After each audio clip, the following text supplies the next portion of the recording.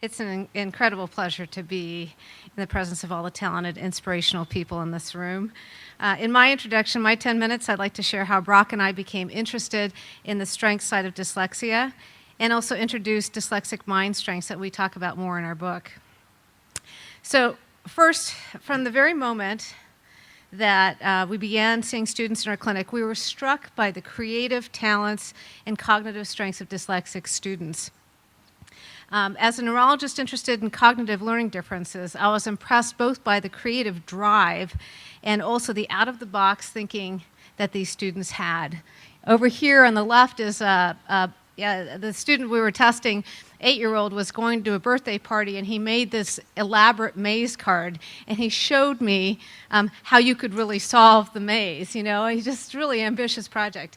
This Star Wars walking robot was made by a kindergartner that we saw in our clinic. And I love this picture of a spontaneous picture drawing of a bike from an aerial view. Isn't that great?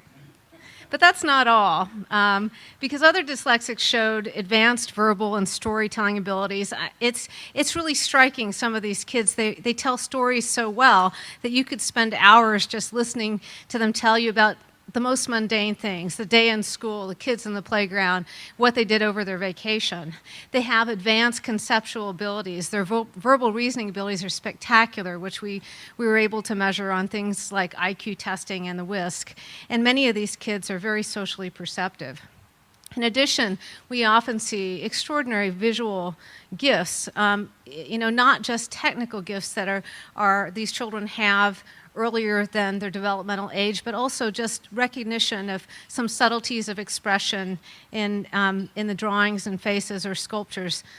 But also there are clusters like math and science. We often saw extraordinarily bright math thinkers and scientific thinkers, just like Jack Horner and his science fairs, who are winning first prize in the science fairs, either at the local, state, or even national levels. But another gift that I want to point your way to, because you'll recognize it the more you spend time with these kids, is a lot of them excel in complex systems. And an example of this is a drawing by another 8-year-old who was telling me his ideas for a game. And he was telling me about all these different things, all the feedback loops. You go this way, you go that way, and it's clearly a complex system that's really the gifts of some of these children. And if you don't have the right setting, you'd never pick it up in the classroom. An interesting thing about the way we set up the practice, because there's two of us, is when one is in testing the child, the other one's getting extensive histories from the parents.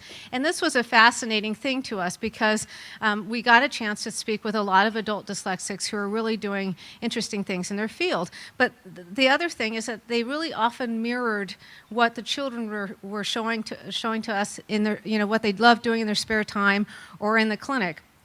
So we saw clusters of spatial talent, mathematical talent, and talents in personal communication. When we surveyed the occupations of the dyslexic parents in our clinic, we found 43% were in engineering, computers, science, or economics, 25% in upper management, business, and sales, and then a whole array of miscellaneous but wonderful careers, pilots, coaches, counselors, veterinarians, that use distinct clusters of talents that are also present, you can see, in children. When we looked at our social networks, which have upwards of 4,000 people, asked to find out more about their careers, the number one career that we found in our network was in the area of computers, IT, science, and engineering. What do you think about dyslexia? That's a question that comes up. We should be thinking about computers. I mean, are we teaching these kids to program to find out that they're really good in IT, they're really great in science? If not, we really should be. Engineering. In our book, we put together clinical experiences and also basic science research, which we're having some neuroscientists talk about today, to talk about these clusters and develop this concept of mind strengths, where MIND stands for material reasoning, interconnected reasoning, narrative reasoning, dynamic reasoning. And the neat thing about these clusters that now that neuroscience has finally gotten to the point where it can tell us the mechanisms by which these talent clusters in dyslexia really exist. So I'm just going to skip through the mind strengths very briefly. Material reasoning is that kind of reasoning that we often associate with things like engineers, architects. It's an ability to reason about the physical characteristics of objects in the material universe, largely spatial reasoning ability. Here's a drawing of a 6-year-old boy in our clinic. His drawing of a boat. I mean, he's not just drawing a simple schematic picture of a boat, which would be developmentally appropriate, but he's doing a cross-section, he's doing aerial views, and that's what we see. We see this incredible talent of being able to understand the object from multiple dimensions. Interconnected reasoning is an ability to spot connections or relationships between different objects, concepts, or points of view.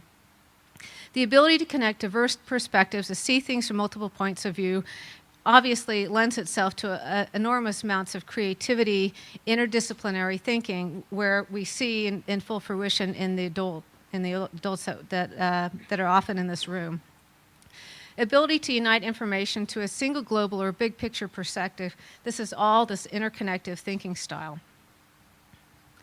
N stands for narrative reasoning or story-based reasoning, and that's an ability to create stories by connecting a series of mental scenes from past personal experience, as well as a tendency to use stories that recall the past, understand the present, and imagine the future. Finally, dynamic reasoning is a recombining of elements of past experience to predict or simulate future outcomes. It's very pattern sensitive. It uses personal more than abstract memory, and it's ideal for highly changeable or ambiguous situations where you have incomplete knowledge. We think that a lot of the reason that so many people excel at the very edges of fields, and for instance in highly dynamic situations like finance, economics, and in cutting-edge businesses in Silicon Valley, is because of this dynamic reasoning ability to anticipate what's coming next. It can really put you at the head of many different careers. This kind of process of dynamic reasoning often uses best fit processes rather than rule-based, deductive, or simple formulaic thinking. And lastly, I want to reiterate how important it is for those who are new to learning about the strength side of dyslexia. I want to reinforce the fact that dyslexic strengths are very real.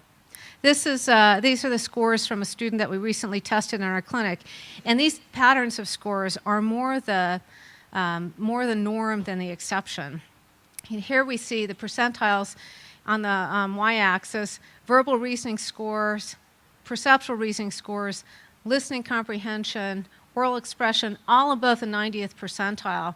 And then here, the challenges: oral reading accuracy, pseudo-word decoding, a measure of phonological awareness, visual matching, subtraction facts. This is the whole picture of dyslexia, and it's a bizarre notion that we spend our time in thinking that dyslexia means this part, when this is this part and parcel of what dyslexia really is.